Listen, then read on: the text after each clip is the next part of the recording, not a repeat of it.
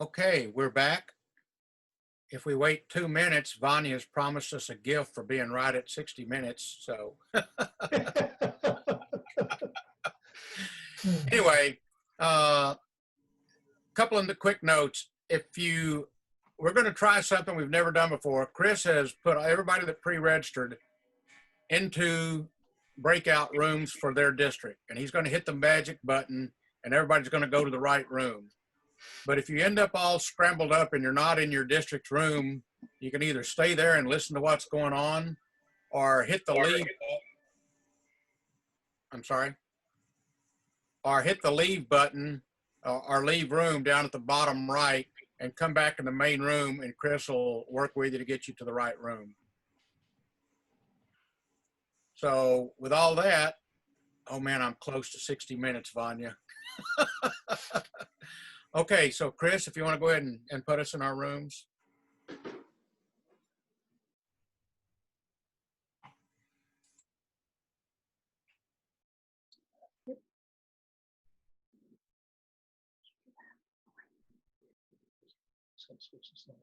Rick is for us.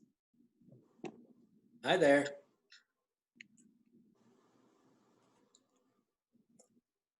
Are we in the right room? Are you in District A? I hope so.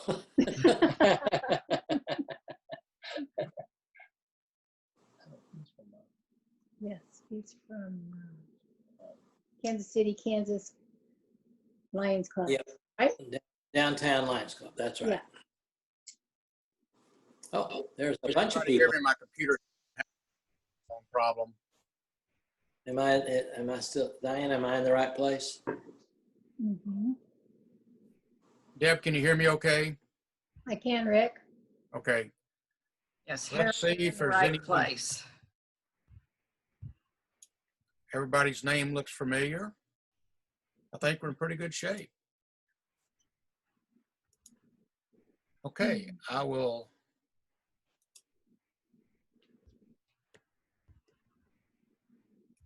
share the screen and we'll get started.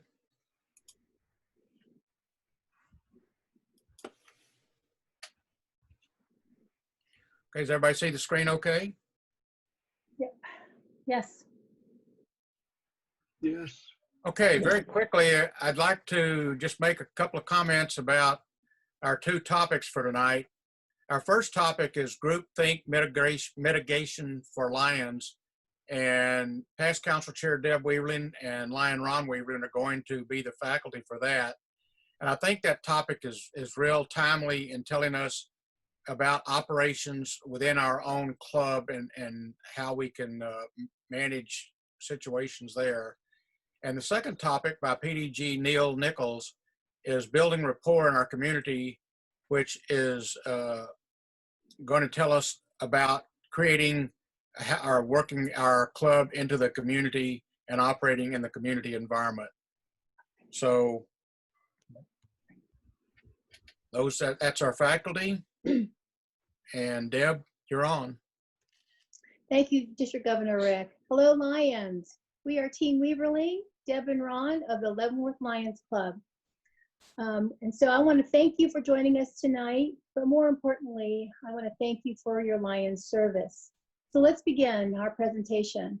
As Rick mentioned, we're going to talk about groupthink mitigation for Lions, but you'll find out that it may be applicable to your personal life and your work life as well. Okay, so next slide. So here are the goals that we're going to talk about tonight. We're going to increase our capacity to think critically, but you can't do number one without examining 2 and 3 of the goals. And so we're going to do that. And then number 4, we're going to expose you all to the mitigation tools or techniques in later slides. Next.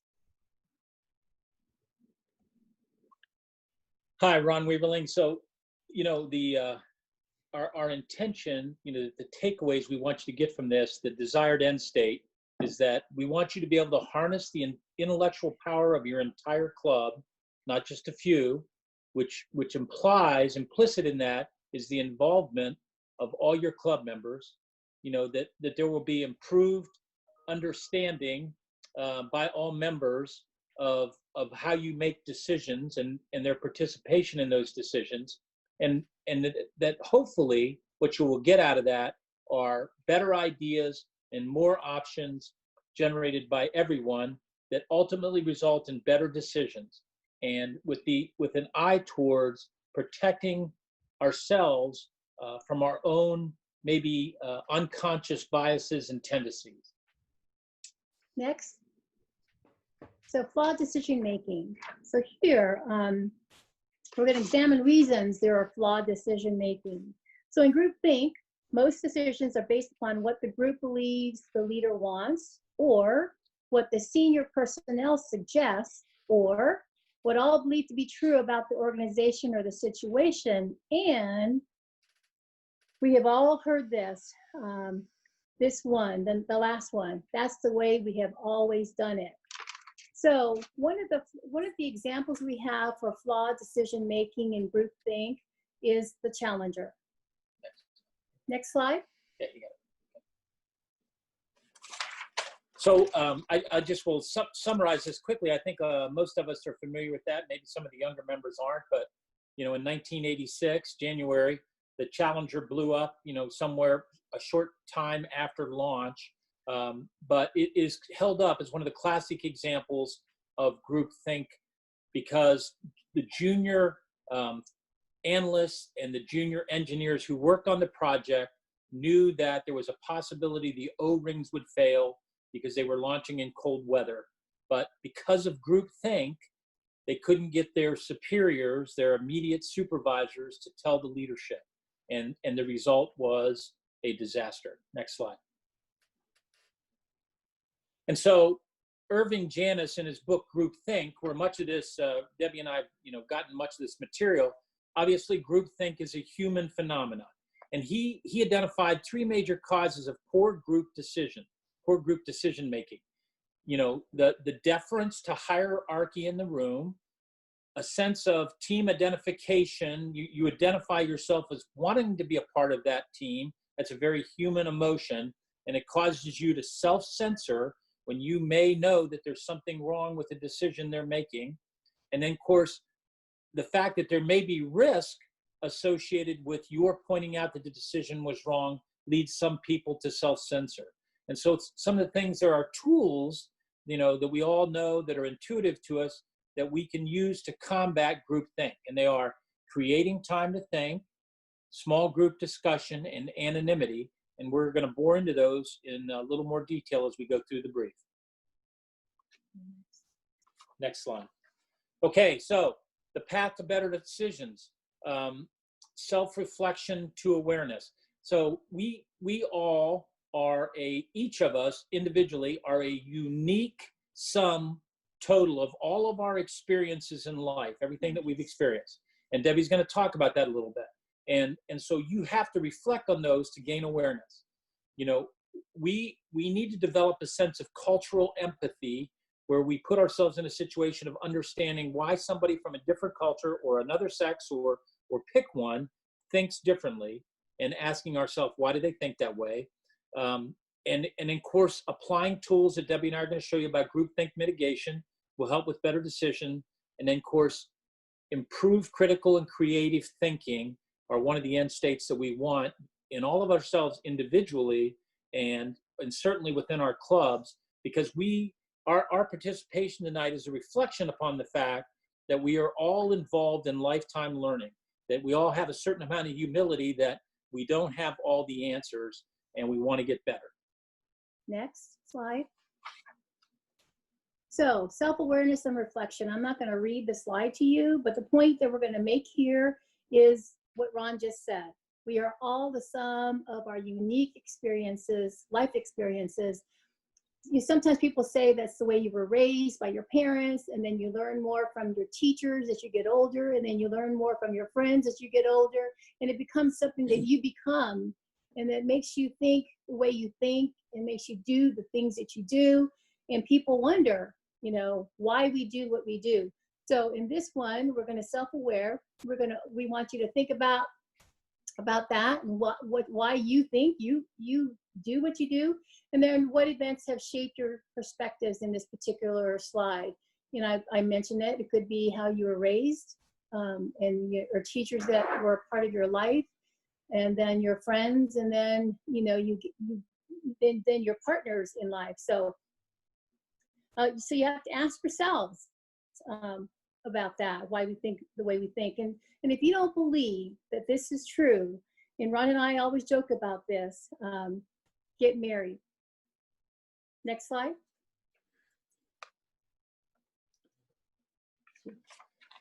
So in terms of fostering cultural empathy, or trying to have empathy with somebody you're communicating with, rather than assuming they're wrong and that you're right, is, you know, we do it in order to gain perspective.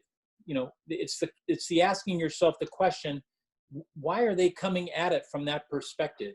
You know, why is that different from my perspective? And we all have been exposed to, you know, little children continually asking why.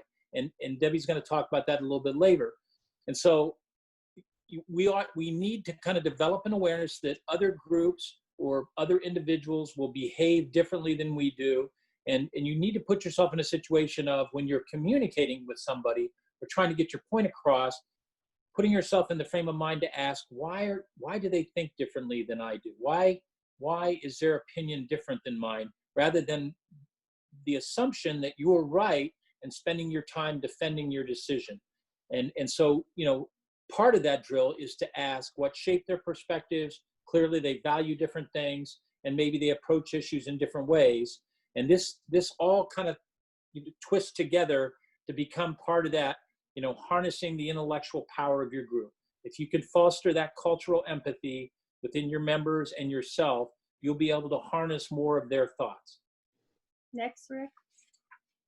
So let's get right down to it. Groupthink mitigation. So again, I'm not going to read it, but you can see that. So in the bullet number 1, ask yourself. Sorry. Is there groupthink in your club? And then in bullet number 2, if there is, can you identify the causes and effects on that decision-making process in your club? And then bullet number 3, actually we kind of changed that around. So we're going down number 4, where it says consider involvement of team dynamics and leadership influence. We're going to, are there negative team dynamics to improve in your club, in your life, in your work life? And how can you positively influence leadership in your club? And so we're going to, which leads us to applying appropriate tools and techniques that we're going to share with you in a few slides later, so that you can put this together and begin to think why we do what we do and why they do what they do and think. Next slide. Next. There it is. Okay, so apply the processes of active inquiry. And I kind of referenced on an earlier slide that for those of us that have had kids or have grandkids, you know, that are constantly asking why, when you explain something to them, why, that's the process of active inquiry. And to some extent, we all, as part of that self-awareness and reflection, need to step back. And when we hear somebody talk about a decision they're making, it's okay to work that active inquiry process and ask the question why. You know, that kids have it, and you know, they lose it over time as they get more comfortable and exposed to more things. And some of us are at the point in life where we need to re-energize that active inquiry process. And so practicing this helps us develop the capacity to optimize our own critical thinking and that of those around us. And within your club, you know, it can overcome the barriers to innovation. And some of that will become really evident as we get to some of these GTM tools. Next slide. Next slide. So here we are. Here's some GTM techniques, tools, whatever you want to call it. And so you can see them there. And so next slide, Rick. Oh, we're going to talk about those, okay? So weighted anonymity or dot voting. You know, this particular technique, tool, Ron and I have used in president's training in the last 3 years. And so in doing this particular technique, the feedback we received from our participants was wildly popular. And it, you know, and you'll find out why. So what we did in this particular one is we, in our president's training that we had, we provided 3x5 cards to the participants. And then we asked them a question. Let's say we talked about, tell us some projects you want your club to do this Lions year, and write them on the 3x5 card. So we gave them time to do that, and they did. And then we collected the 3x5 cards from the participants. And then we picked somebody in the room to then be the recorder and put it on a whiteboard. And now you see what's happening. They have given some of their ideas for a project in your club where they may not have done it before because it's anonymity. And then the recorder puts it up on the whiteboard, and now everybody can see what has been produced by this technique.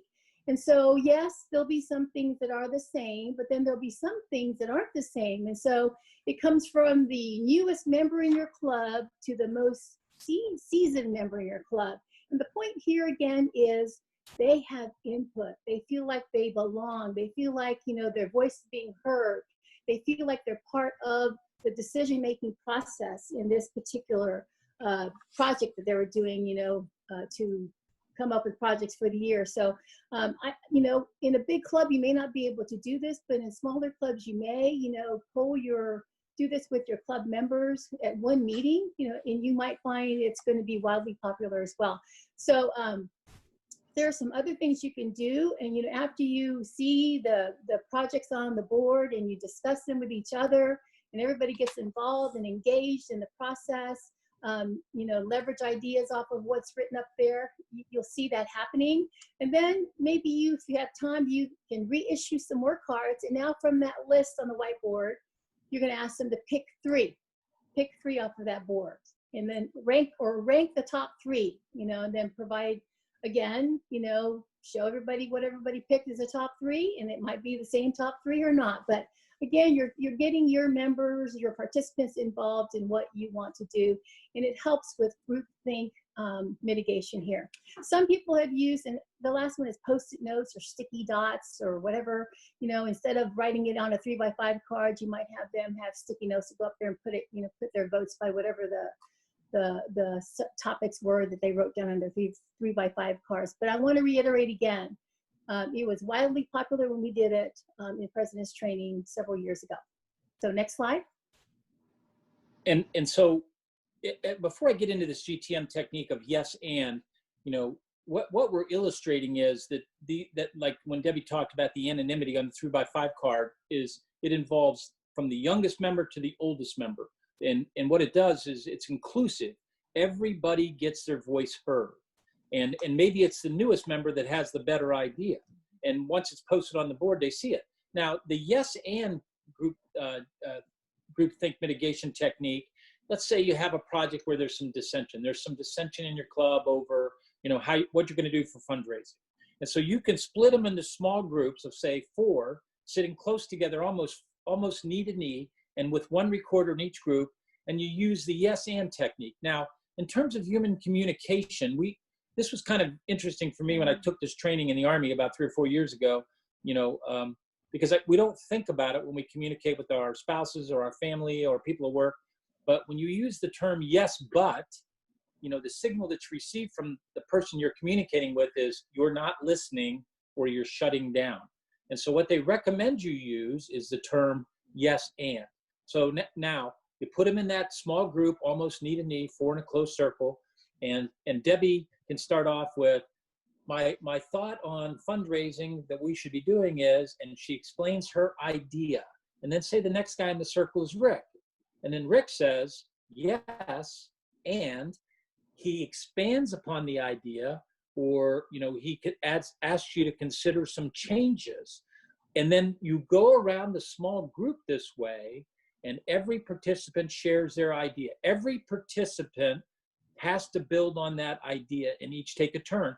The recorder captures the salient parts, and certainly, I think it's, you know, evident to everybody that one of the values added is that it encourages, it's a forcing function for encouraging active listening.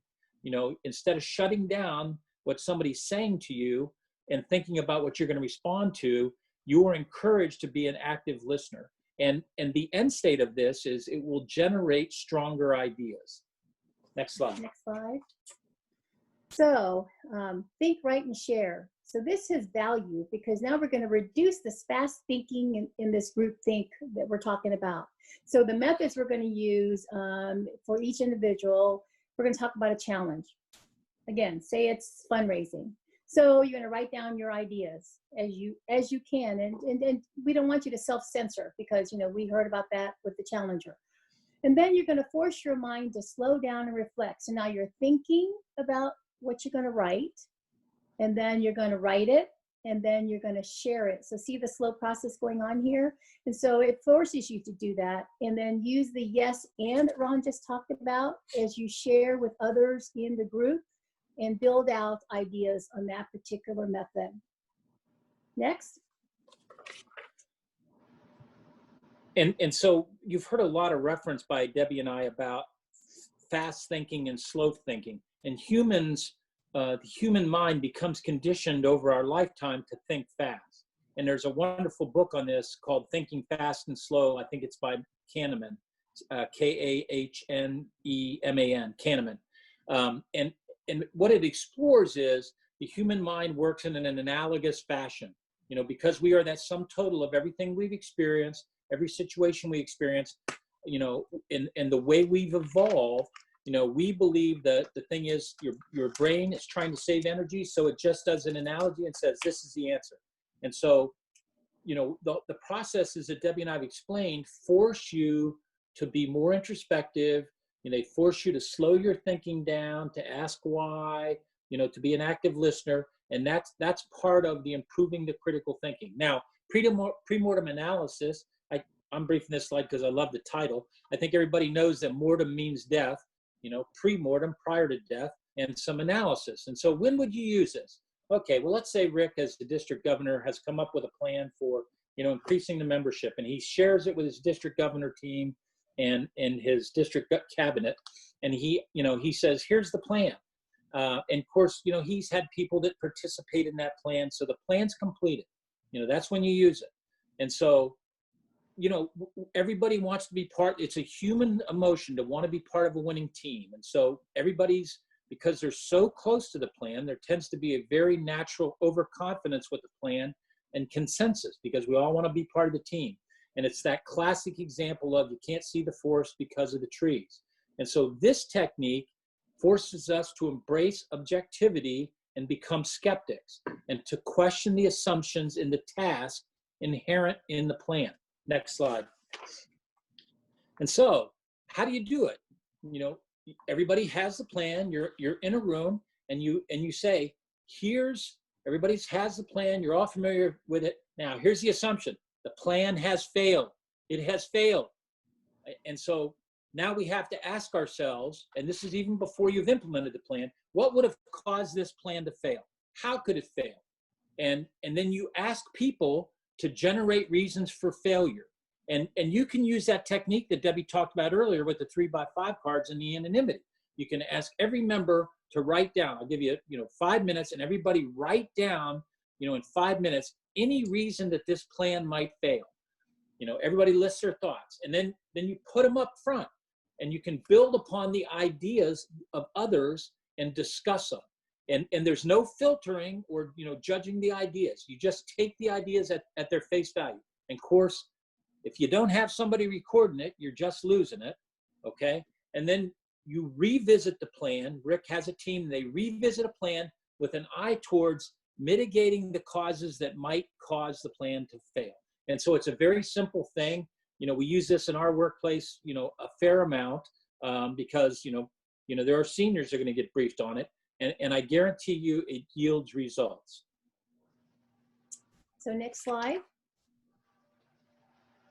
So the last technique on the groupthink mitigation technique is Team A, B analysis. So now we're continuing to use your members. We're continuing to involve them in decision-making processes, and we're continuing to keep them engaged in what your club wants to do.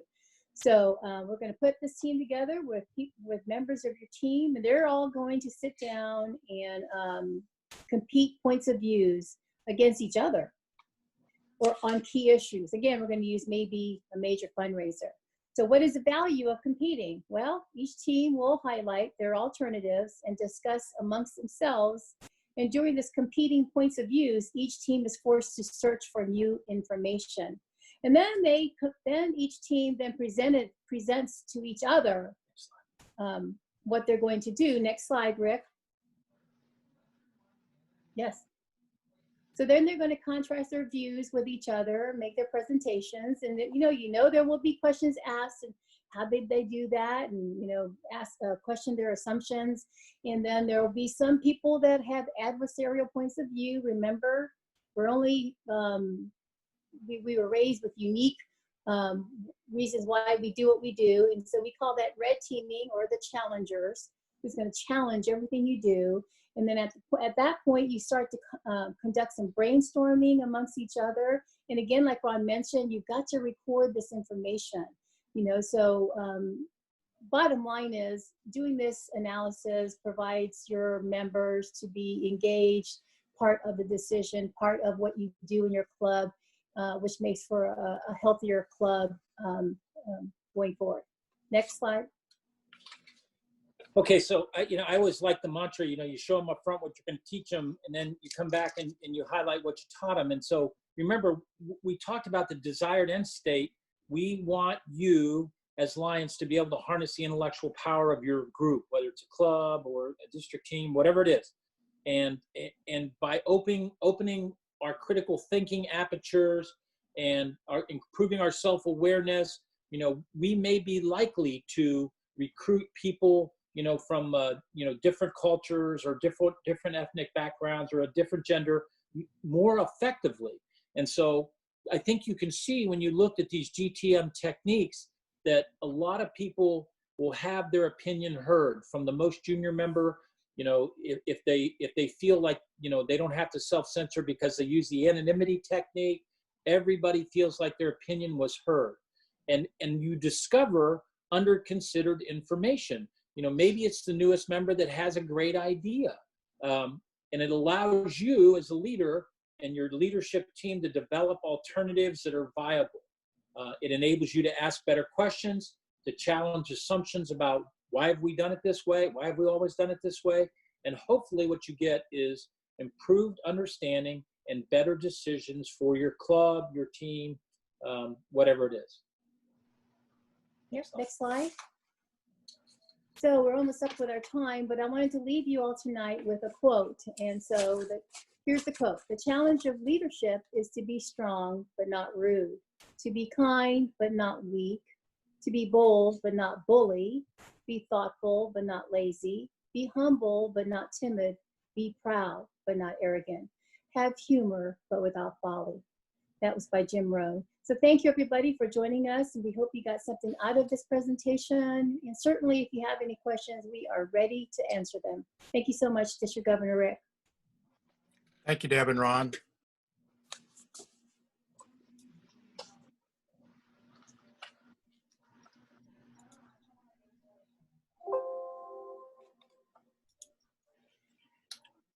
Okay, Neil.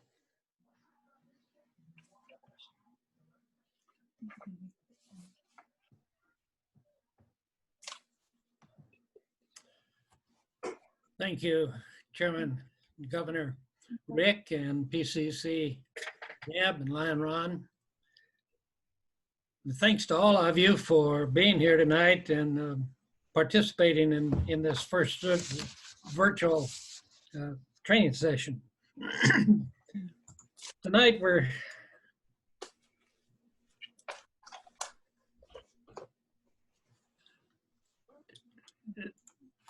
we're going to discuss how Lions can build rapport with other organizations, with business leaders, and with civic leaders in your local community. Rapport is really just another way of saying get more involved. Another term for rapport might be partnering. We're all familiar with the LCIF. We know that they partner with corporations and other foundations to leverage their resources to the maximum impact. Well, we Lions can do the same thing. We just do it on a smaller scale. So tonight, I hope you'll get some tips on how to build relationships that can leverage your club's resources to the max in your own local community. So like the others, we'll point out some of the things that we hope to cover tonight. We're going to have the learning goals. In other words, what you'll gain from having been here. You'll see a dictionary definition of rapport. We'll talk about relationships from 3 points of view: understanding, building, and sustaining them. Then we will review, at the end of this, we'll review the learning goals again to see if we actually hit the target. There'll be a close, just a closing slide, and then there'll be an opportunity for questions and answers, I think through Council Chair Diane Hinges. So what are your goals, or our goals tonight? At the end of this presentation, you should be able to define rapport, to tell why relationships are important to building rapport, to describe the key points in creating relationships. You should know how to show how to sustain relationships, and then explain why rapport in your community is so essential to the success of your service projects and your fundraising activities.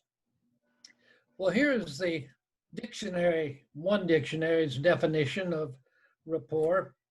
And at the end of the first line, there's a word that you'll see over and over and over again tonight, and that is relationship. In fact, our word for the evening will be relationships. Relationships are the means for achieving our goals. They are not the end. If you must always approach your relationship building with integrity.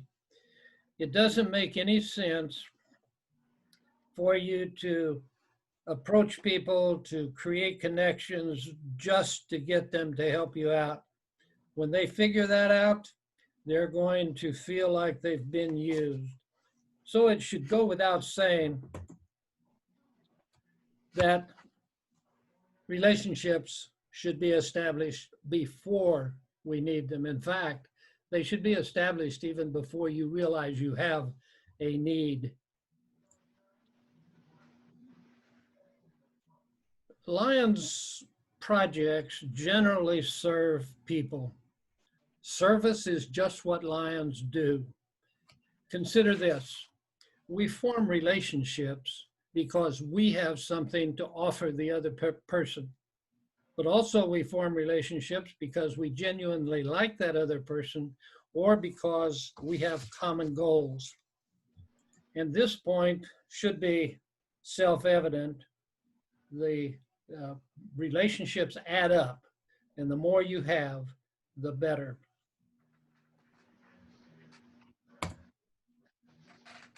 Relationships are the foundation for relationships.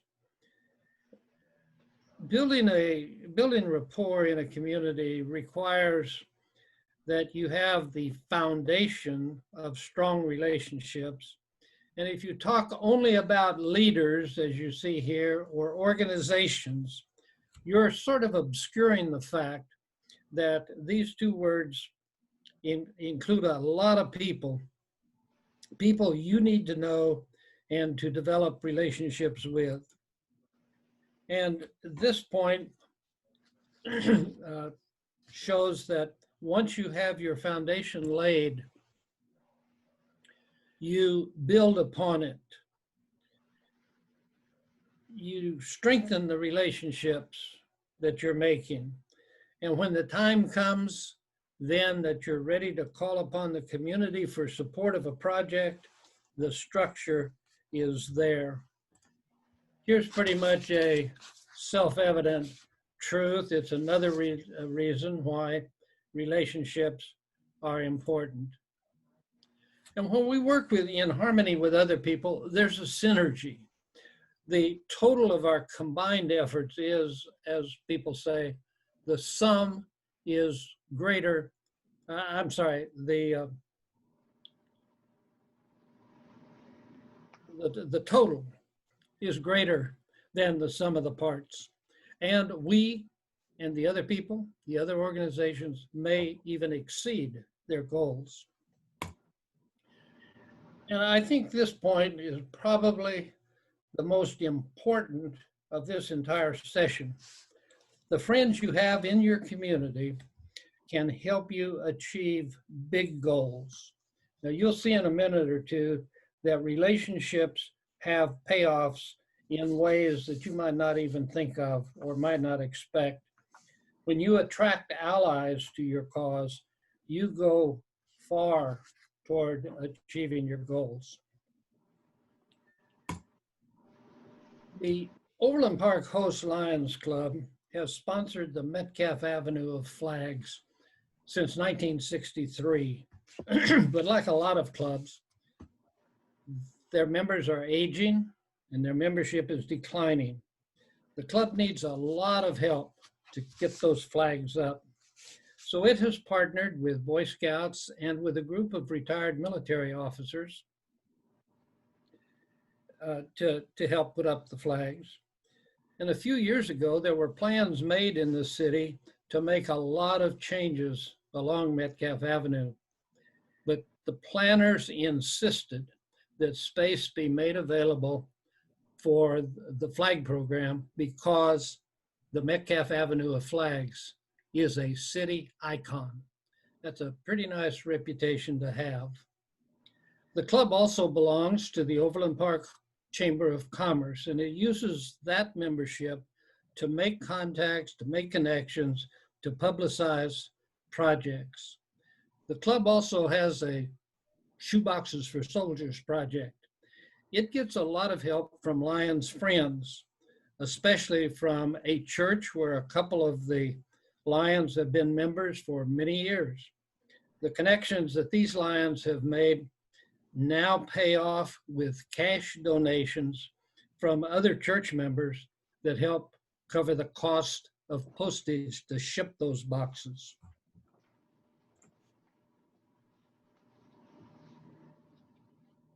All three of the points on this slide lead to a personal example. On a group tour last summer, my wife Beverly and I met a couple who live in this area, but we had not known before. We've all become good friends since then. Now, that couple doesn't want to become Lions, but they did donate to us a fairly expensive item for our pasta dinner silent auction and fundraiser. And they are also now donating to us to help in a used clothing drive that the club has going. So how's that for unexpected payoffs from friendships? You've probably all heard the old question, when is the best time to plant a shade tree? And the answer is usually something like, 10 or 20 years ago. It's the same thing with relationships. If you wait until you need a relationship to make the connection, you're already too late. You need to make friends now for the sake of making friends, not just to get some people to help you. You need to be interested in people as people, not for what they can do for you. But when your connections take root and they develop into solid relationships, you will be amazed at how willing people are to help you out when you ask. Here's another self-evident point. I need to stop and ask a question. Can you all see the full screen or are your pictures over it? You can see the full screen? Okay. Get back where I am.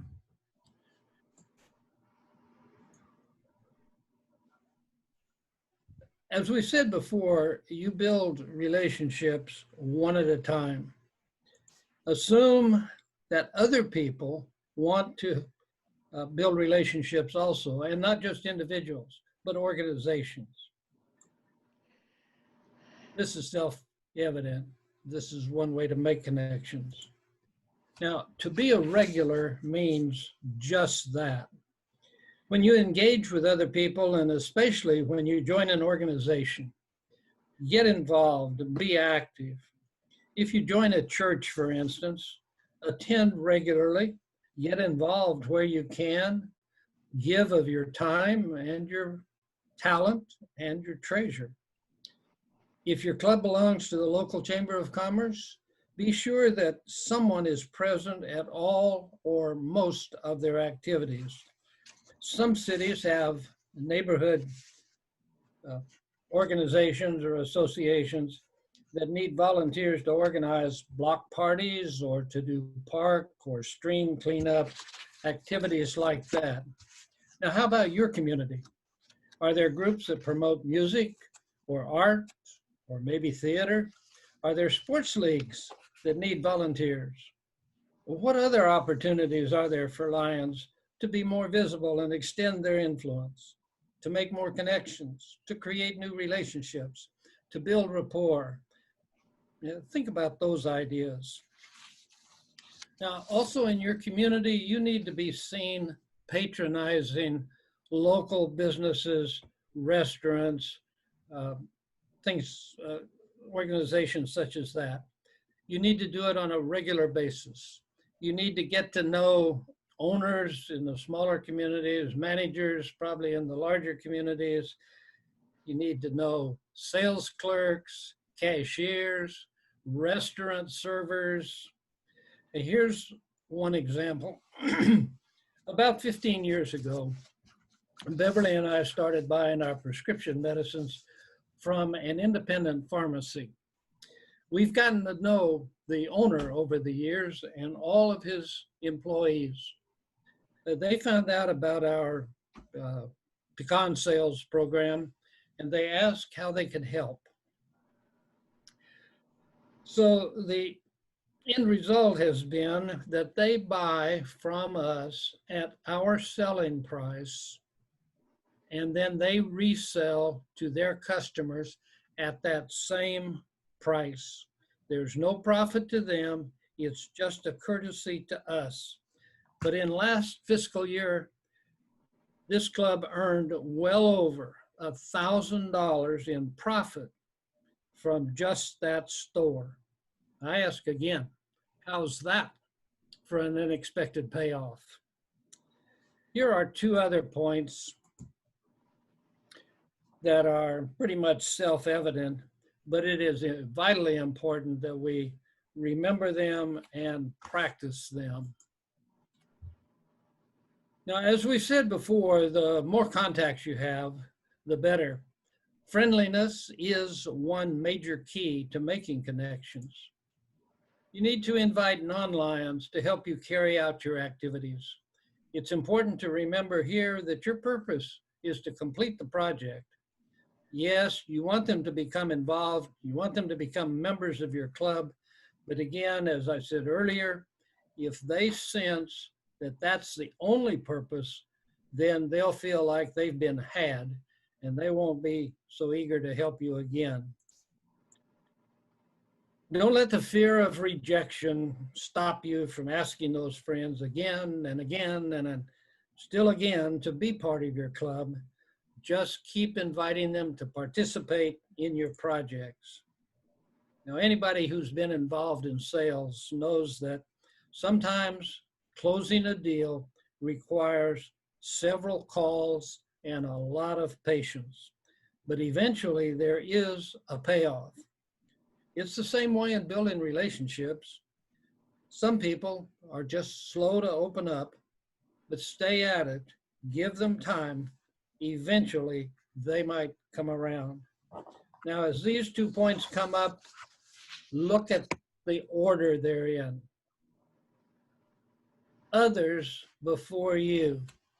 Don't start telling people all about yourself. Give them a chance to tell about themselves first. Ask some general questions, you know, their jobs, where they're from, what schools they attended, but don't get too personal too fast. People will tell you what they want you to know about them when they want you to know it.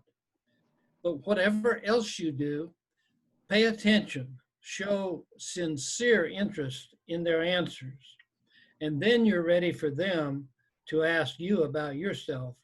And as your relationship with that person continues, you both will grow closer and you'll go deeper. So how do we sustain relationships? In simple terms, you just apply what you've already learned here. You pay attention to other people and their needs and their interests. We build relationships on a solid foundation of trust and openness, and we communicate openly and frequently. And speaking of communications, does your club have a Facebook page of its own or a presence on some other popular social media program? A great way to tell your community and the world about what you do. Does your club publish a newsletter or a bulletin? Does your editor send it to community leaders and other friends of your club? It's a great way to tell folks what you've done and what's coming up. And if you do it by email, hey, it's totally free advertising for you. Remember earlier when we talked about unexpected payoffs? Well, I'm the editor of the Overland Park Host Lions Roar, and I usually send each issue to a good-sized list of our community contacts. And occasionally somebody will either call me or email and say, hey, I heard about your project.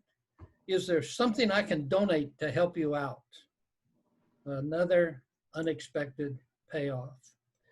Keep your message simple. Sometimes fewer words can say a lot more than paragraphs, whether you're doing it orally or in writing. Often you can get your ideas across a lot more effectively when you keep your message concise, simple, and clear. And for each project or activity that you're involved in, keep your messaging consistent. Everybody who's involved be on the same page. We all know that thank yous are important. A thank you can be brief and it can be simple, but it will have a huge impact. A year or so ago, the Overland Park Host Club invited those retired military officers to one of our meetings. We treated them to breakfast and we gave each of them a certificate of appreciation for helping out with the flags. Those certificates weren't fancy. They were just printed on plain paper and stuck into an inexpensive presentation folder. But to this day, we still hear how much that gesture meant to them. Now, how about your club? Have you ever donated to another organization or to an individual's appeal and then never heard back? When they hit you up the next time, how did you feel about responding? People who give to us or who help us on projects may think the same way about us when we don't say thank you. So think on that. Neil, 3 minutes. Okay. Now this slide will be sort of a summary. Some of us really might have to stretch our comfort zones when we extend ourselves to create new friendships and new connections and new relationships. But in the long run, that effort's going to pay dividends that we can't even imagine now. As you consider this point, don't think of people only in terms of individuals. Notice the word organization. Your club has relationships with organizations also. So be there for them when they need your help. Volunteer to help others. You invite people to get involved in your club's projects, so you do the same for other people. Pitch in to help to achieve their goals, and who knows, you might even develop new relationships that will pay off for you in long down the road. Here's 2 more points. Get creative when it comes to challenging each other, whether it's individuals or organizations. Challenge to achieve greater goals. A little push like that might be just what it takes for both groups to put their projects over the top. Now, I'm going to review the goals and ask you, did we hit the target? Can you define rapport? Can you tell why relationships are important for that? Can you describe key points in creating relationships? And can you show how to sustain relationships?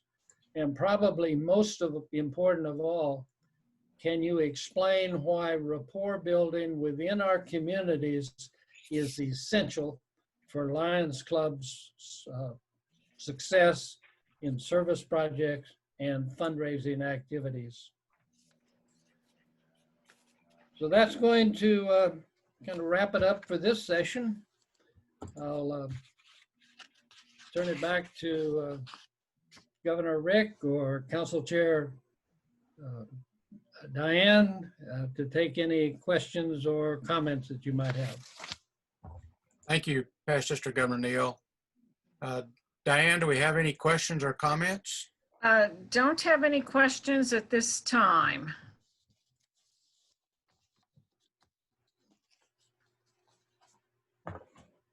Anyone want to unmute and make any comments or ask any questions?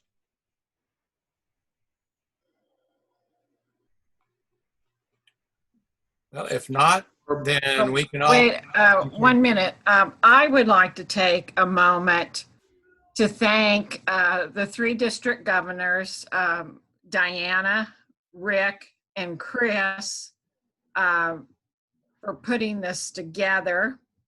And then for past council chair Deb and Lion Ron and PDG Neal for being presenters, at least in the outbreaks of section A.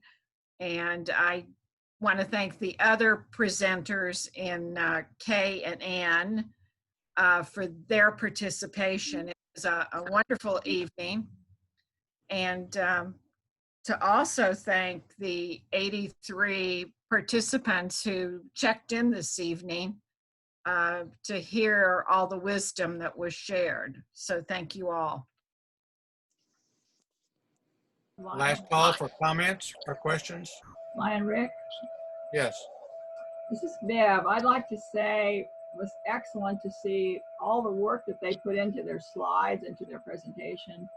It's a real inspiration to make people want to get up and go again. Yes. Lion Rick, I'd also like to say thank you to everyone. It was a very good evening. Appreciate that. Very good job, Deb, Ron, Neil. Everybody will hit that little leave room button at the bottom right, and we'll go back into the main room. Thank you all.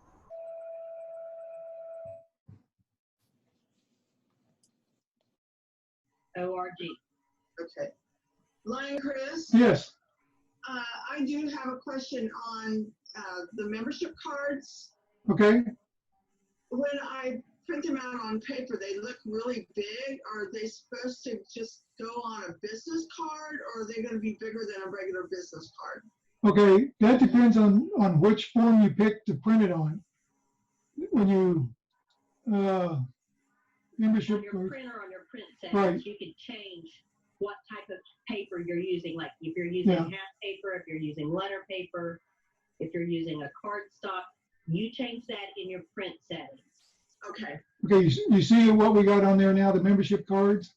You need to make sure you pick if there's 8 cards on a page, or if you got 10 cards on a page, A4 size is actually for European and, well, foreign, overseas. That's a different size of paper. So you want to make sure you use one of these two. And like the Avery cards, that's one of the more popular ones. I believe they're 10 for card. So, you know, and you click on that. You can print them in black and white or color. You can select the month that you want it to end in. Say if I wanted to end in a year from now, we could put that, and then click here. It selects all of our members. So I print them all. Or you can just print a few if you just got a few of them. The bad thing about just printing a few is that it is going to print a full sheet of the other information. So. Yes, thank you so much. Okay. Hey, Chris, this is Rick. Are we all back in? Oh, I'd see. they're hollering us for us to come back, so we need to go back. So everyone, please leave the room.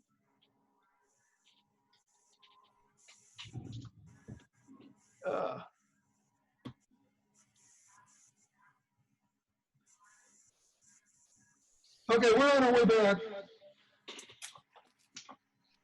Chris, when you get back, we can go to slide 34, I think. Put them back up. And we have our polls ready to go.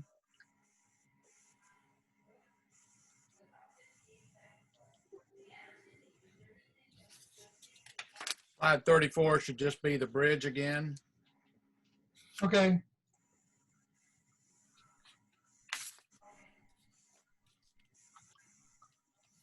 Okay, I start screen share and bring her back up.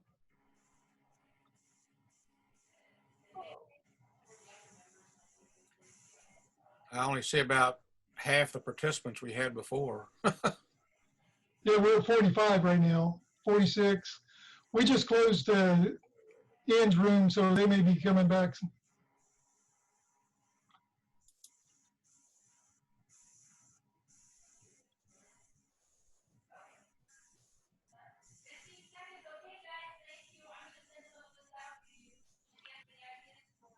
And all breakout rooms are getting ready to close right now. So if they didn't click to come back, they will be populating back.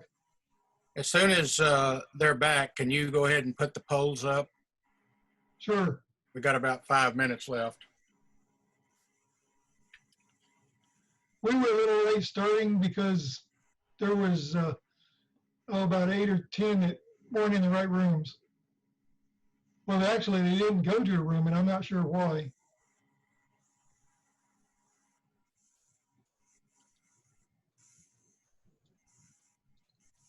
I think the next slide is the polls slide, just as a background. If you want to go ahead and. Okay.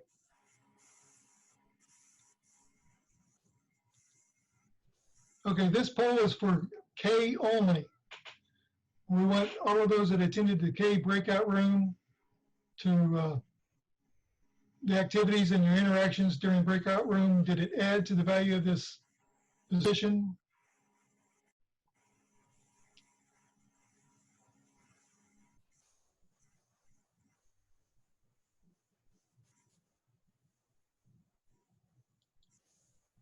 Give it about another 10 seconds to vote. And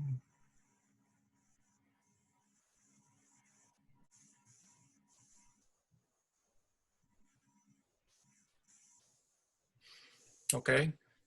okay, so end that poll, and we'll go to A's.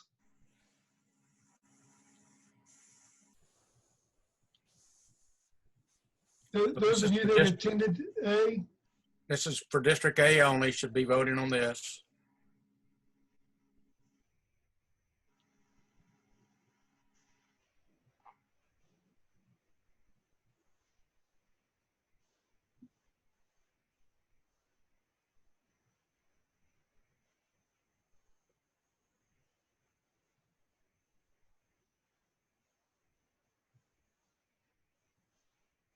Rick, you mean I can't vote on all of them? I'm sorry? That was Randy wanting to vote on all of them.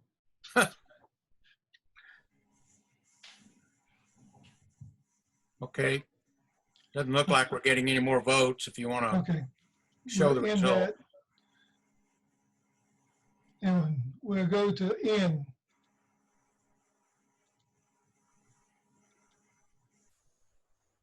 Okay, those that were in N's.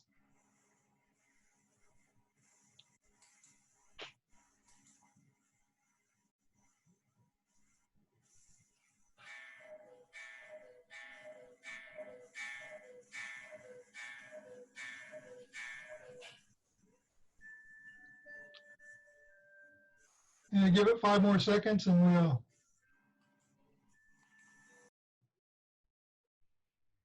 Okay, we'll end that poll.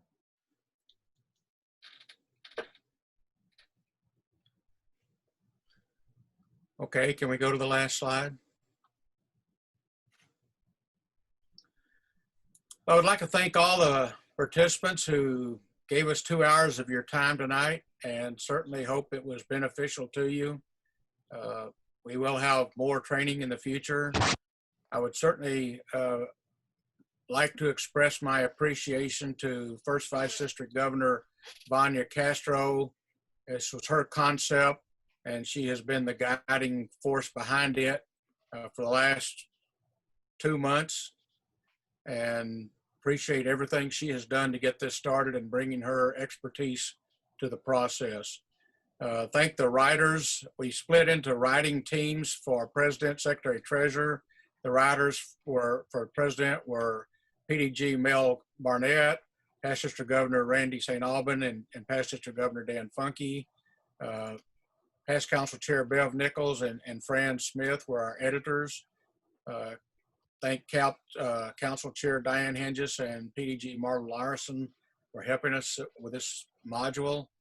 And our faculty, District Governor Diana Bauman, District Governor Chris Bauer, Past Council Chair Deb and Ron Weaverling, Past District Governor Neil Nichols, Past District Governor Tom Bauman, Past District Governor Randy St. Alban, and Past District Governor Reland Cole put a lot of work into getting this ready. Real trial and experience for us. Reminder, future training coming up. If you can announce to your club officers, we'll have treasurer training on August 22nd. That's a Saturday. Secretary session on August 27th, another Thursday night, I believe. And if anybody wants to stick around for a town hall meeting to have any other questions or discussions, we'll stay here a while till everybody leaves. Any last comments from anyone?